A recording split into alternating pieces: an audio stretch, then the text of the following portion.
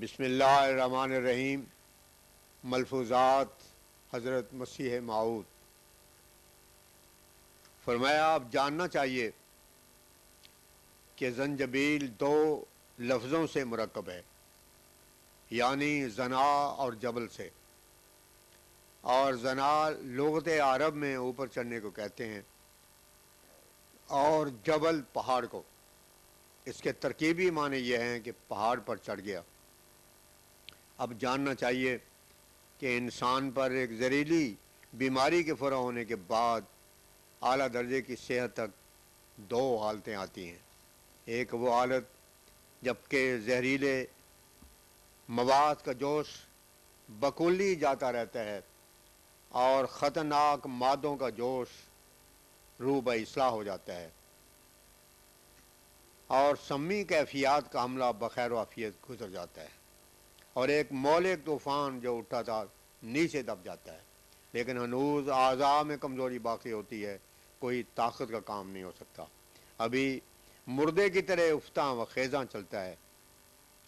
دوسری وہ حالت ہے کہ جب اصل صحت عود کر آتی ہے اور بدن میں طاقت بڑھ جاتی ہے، اور بدن میں طاقت بھر جاتی ہے، اور قوت کے بحال ہونے سے یہ حوصلہ پیدا ہو جاتا ہے کہ بلا تکلف پہاڑ کے اوپر چڑھ جاوے اور نشاط خاطر سے اونچی گھاٹیوں پر دوڑتا چلا جاوے۔ سلوک کے تیسرے مرتبے میں یہ حالت میسر آتی ہے۔ ایسی حالت کی نسبت اللہ تعالیٰ آیت معصوبہ میں اشارہ فرماتا ہے کہ انتہائی درجے کے باخدا لوگ وہ پیالے پیتے ہیں جن میں زنجبیل ملی ہوئی ہے، یعنی وہ روحانی حالت کی پوری قوت پا کر بڑی بڑی گھاٹیوں پر چڑھ جاتے ہیں اور بڑے مشکل کام ان کے ہاتھ سے انجام پذیر ہوتے ہیں اور خدا تعالیٰ کی راہ میں حیرت ناک جاں فشانیاں دکھلاتے ہیں۔ اس جگہ یہ بھی واضح رہے کہ علم طب کی روح سے زنجبیل وہ دوا ہے جسے ہندی میں سونٹ کہتے ہیں۔ وہ حرارت غریزی کو بہت قوت دیتی ہے اور دستوں کو بند کرتی ہے، اور اس کا زنجبیل اسی واسطے نام رکھا گیا ہے کہ گویا وہ کمزور کو ایسا قوی کرتی ہے اور ایسی گرمی پہنچاتی ہے جس سے وہ پہاڑوں پر چڑھ سکے۔ ان متقابل آیتوں کے پیش کرنے سے، جن میں ایک جگہ کافور کا ذکر ہے اور ایک جگہ زنجبیل کا، خدا تعالیٰ کی یہ غرض ہے کہ اپنے بندوں کو سمجھائے کہ جب انسان جذبات نفسانی سے نیکی کی طرف حرکت کرتا ہے تو پہلے حرکت کے بعد یہ حالت پیدا ہوتی ہے کہ اس کے زہریلے مواد نیچے دبائے جاتے ہیں اور نفسانی جذبات روح بکمی ہونے لگتے ہیں، جیسے کہ کافور سے زہریلے مواد کا جوش بالکل جاتا رہے اور ایک کمزور صحت جو ضعف کے ساتھ ملی ہوتی ہے حاصل ہو جاتی ہے۔ تو پھر دوسرا مرحلہ یہ ہے کہ وہ ضعیف بیمار زنجبیل کی شربت سے قوت پاتا ہے، اور زنجبیلی شربت خدا تعالیٰ کے حسن و جمال کی تجلی ہے جو روح کی غذا ہے۔ جب اس تجلی سے انسان قوت پکڑتا ہے تو پھر بلند اور اونچی گھاٹیوں پر چڑھنے کے لائق ہو جاتا ہے، اور خدا تعالیٰ کی راہ میں ایسی حیرت ناک سختی کا کام دکھلاتا ہے کہ جب تک یہ عاشقانہ گرمی کسی کے دل میں نہ اور کے جیسے کام نہیں دکھلا سکتا۔ خدا تعالیٰ نے جگہ ان دو حالتوں کے سمجھانے کے لیے عربی زبان کے دو لفظوں سے کام لیا ہے، ایک کافور جو نیچے دبانے والے کو کہتے ہیں اور دوسرے زنجبیل جو اوپر چڑھنے والے کو کہتے ہیں، اور اس راہ میں یہی دو حالتیں سالکوں کے لیے واقع ہیں۔ 14 جولائی 1906 قبل نماز ظہر، ایک معزز خاندانی ہندو دیوان صاحب جو صرف حضرت کی ملاقات کے واسطے قادیان آئے تھے، قبل نماز ظہر حضور کی خدمت میں حاضر ہوئے اور خواہش ظاہر کی کہ ان کو کچھ نصیحت کی جائے۔ حضرت اقدس مسیح پاک نے فرمایا، ہر ایک شخص کا ہمدردی کا رنگ جدا ہوتا ہے۔ اگر آپ ڈاکٹر کے پاس جائیں تو وہ آپ کے ساتھ یہی ہمدردی کر سکتا ہے کہ آپ کی کسی بیماری کا علاج کرے، اور اگر آپ حاکم کے پاس جائیں تو اس کی ہمدردی یہی ہے کہ کسی ظالم کے ظلم سے بچائے۔ ایسا ہی ہر ایک کی ہمدردی کا رنگ جدا ہے۔ ہماری طرف سے ہمدردی یہ ہے کہ ہم آپ کو نصیحت کرتے ہیں کہ دنیا روز چند ہے۔ اگر یہ خیال دل میں پختہ ہو جائے تو تمام جھوٹی خوشیاں پامال ہو جاتی اور انسان خدا تعالیٰ کی طرف اپنا دل لگاتا ہے۔ لمبے منصوبے اور ناجائز کارروائیاں انسان اسی واسطے کرتا ہے کہ اس کو معلوم نہیں کہ زندگی کے ایام کتنے ہیں۔ جب انسان جان لیتا ہے کہ موت اس کے آگے کھڑی ہے تو پھر وہ گناہ کے کاموں سے رک جاتا ہے۔ خدا رسیدہ لوگوں کو ہر روز اپنے اور اپنے دوستوں کے متعلق معلوم ہوتا رہتا ہے کہ ان کے ساتھ کیا پیش آنے والا ہے، اس واسطے وہ دنیا کی باتوں پر خوش نہیں ہو سکتے اور نہ ان پر تسلی پکڑ سکتے ہیں۔ دیکھو اس وقت ملک میں تعاون پھیلی ہوئی ہے۔ خدا تعالیٰ نے مجھے اس کے متعلق ایسے وقت میں اطلاع دی تھی جبکہ یہاں تعاون کا نام و نشان بھی نہ تھا۔ اسی وقت میں نے لوگوں کو اس کے متعلق اطلاع کر دی تھی۔ یاد رکھو، جب غفلت اور دنیا پرستی بہت بڑھ جاتی ہے تو پھر تباہیوں کے آنے کا وقت ہوتا ہے۔ میں بار بار کہہ چکا ہوں کہ جب تک یہ لوگ شرارت کو نہ چھوڑیں گے اور اپنی اصلاح نہ کریں گے اور اپنی اخلاق درست نہ کر لیں گے، تب تک یہ بیماری ملک سے دور نہ ہوگی۔ ایسے ہی دوسری بلا زلزلے کی ہے۔ ہمارے ملک کے لوگ اس قسم کے خوفناک زلزلوں سے کبھی آگاہ نہ تھے۔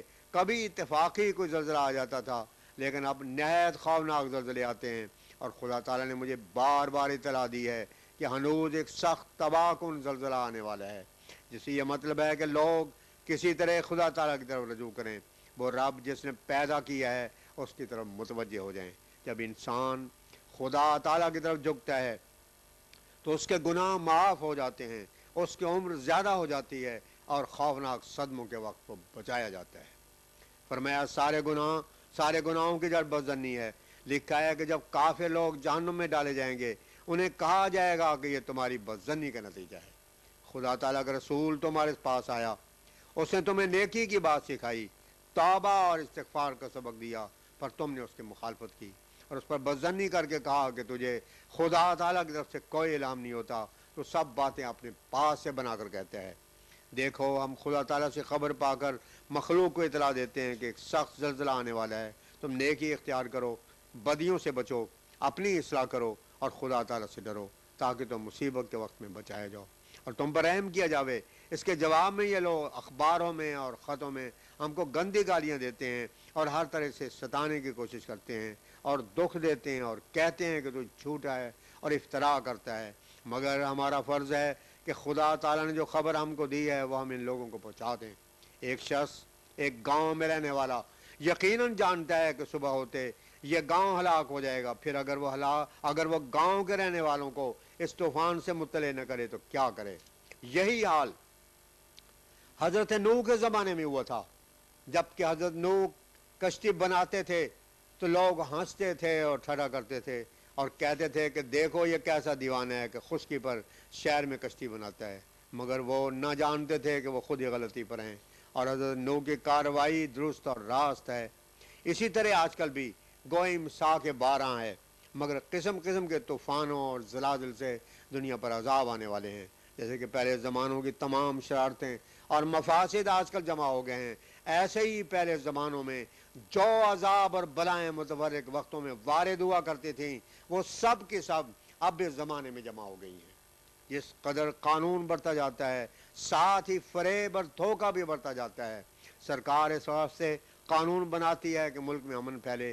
شرعی لوگ اسی قانون میں سے ایسی بات نکالتے ہیں کہ ان کو اپنی شرارت کے پورا کرنے کا اور بھی موقع مل جائے۔ اگر کوئی کسی کا قرض دار ہوتا ہے تو اسی فکر میں رہتا ہے کہ قرضے کی میعاد گزر چکی ہے اور نہیں سوچتا کہ خدا تعالیٰ کے نزدیک کوئی میعاد نہیں۔ ان ہندو صاحب نے عرض کیا کہ مجھے تو لوگ ڈراتے تھے کہ مرزا صاحب تو کسی کے ساتھ بات نہیں کرتے اور ہندوؤں کے ساتھ بہت بدخلقی سے پیش آتے ہیں۔ میں نے یہ سب بات اس کے برخلاف پائی ہے اور آپ کو اعلیٰ درجے کا خلیق اور مہمان نواز دیکھا ہے۔ حضرت اختص نے فرمایا لوگ چھوٹی خبریں اڑا دیتے ہیں، ہمیں خدا تعالیٰ نے وسیع اخلاق سکھلائے ہیں، بلکہ ہمیں افسوس ہے کہ ہم پوری طرح سے آپ کے ساتھ اخلاق حسنہ کا اظہار نہیں کر سکتے، کیونکہ آپ کی قومی رسم کے مطابق ہمارا کھانا کھا لینا جائز نہیں۔ ایسے ہندو مہمانوں کے کھانے کے انتظام ہم کسی ہندو کے ہاں کر لیا کرتے ہیں، لیکن اس کھانے کی ہم خود نگرانی نہیں کر سکتے۔ ہمارے اصول میں داخل نہیں کہ اختلاف مذہبی کے سبب کسی کے ساتھ بدخلقی کریں، اور بدخلقی مناسب بھی نہیں، کیونکہ نہایت کار ہمارے نزدیک غیر مذاہب والا ایک بیمار کی مانند ہے جس کو صحت روحانی حاصل نہیں۔ بس بیمار تو اور بھی قابل رحم ہے، جس کے ساتھ بہت خلق اور حلم اور نرمی کے ساتھ پیش آنا چاہیے۔ اگر بیمار کے ساتھ بدخلقی کی جاوے تو اس کی بیماری اور بھی بڑھ جائے گی۔ اگر کسی میں کجی اور غلطی ہے تو محبت کے ساتھ سمجھانا چاہیے۔ ہمارے بڑے اصول 2 ہیں: خدا تعالیٰ کے ساتھ تعلق صاف رکھنا اور اس کے بندوں کے ساتھ ہمدردی اور اخلاق سے پیش آنا۔ ایک ہندو صاحب نے حضرت اقدس کی خدمت میں عرض کی کہ سچے مذہب کی شناخت کیا ہے؟ دنیا میں اس قدر مذاہب پھیلے ہوئے ہیں، ان میں سے کس طرح شناخت کریں کہ سب سے افضل اور اعلیٰ مذہب قابل قبول کون سا ہے؟ حضرت اقدس نے فرمایا حضور نے فرمایا جس مذہب میں سب سے زیادہ تعظیم الہی اور سب سے زیادہ اللہ تعالیٰ کی معرفت کا سامان ہو وہی سب سے اعلیٰ مذہب ہے۔ انسان اسی چیز کی قدر کرتا ہے جس کا علم اس کو زیادہ حاصل ہوتا ہے۔ مثلا ایک شخص کو معلوم ہو کہ فلاں مکان میں ایک سانپ پھرتا ہے اور وہ آدمیوں کو کاٹتا ہے، وہ شخص کبھی جرت نہ کرے گا کہ رات کو ایسے مکان میں جا کر سوئے۔ اگر کسی کو معلوم ہو جائے کہ اس کھانے میں جو میرے آگے رکھا ہے زہر ہے تو وہ ہرگز کبھی ایک لقمہ بھی اس کھانے میں سے نہ اٹھائے گا۔ اگر کسی گاؤں میں طاعون ہو اور لوگ مر رہے ہوں تو کوئی شخص اس گاؤں میں جانے کا حوصلہ نہیں کرتا۔ جس کو معلوم ہو کہ جنگل میں شیر رہتا ہے وہ اس جنگل میں ہرگز داخل نہیں ہوتا۔ ان سب کا اصل علم اور معرفت ہے۔ جس چیز کا علم انسان کو بخوبی ہو جاوے اور اس کے متعلق معرفت تام پیدا ہو جاوے، انسان اس کے برخلاف بالکل نہیں کر سکتا۔ پھر کیا وجہ ہے کہ لوگ گناہ کو ترک نہیں کرتے؟ اس کا سبب یہی ہے کہ خدا تعالیٰ کی ہستی کا کامل علم اور معرفت تام ان کو حاصل نہیں۔ یہ جو کہا جاتا ہے اور اقرار کیا جاتا ہے کہ ہم خدا پر ایمان رکھتے ہیں، یہ صرف ایک رسمی ایمان ہے، ورنہ دراصل گناہ سوز معرفت حاصل نہیں ہے۔ اگر وہ حاصل ہو تو ممکن ہی نہیں کہ انسان پھر گناہ کر سکے۔ ہر شے کی قدر اس کی پہچان اور معرفت سے ہوتی ہے۔ دیکھو ایک جاہل گنوار کو ایک قیمتی پتھر لال یا موتی مل جاوے تو حد درجے اس کو 2-4 پیسے میں فروخت کر دے گا۔ یہی مثال ان نادانوں کی ہے جنہوں نے خدا تعالیٰ کو نہیں پہچانا۔ وہ الہی احکام کے بالمقابل 2-4 پیسوں کی زیادہ قدر کرتے ہیں۔ جہاں کوئی دنیاوی تھوڑا سا فائدہ نظر آتا ہے وہاں اپنا ایمان فروخت کر دیتے ہیں۔ جھوٹی گواہیاں عدالتوں میں جا کر 2 آنے یا 4 آنے کے بدلے دے دیتے ہیں۔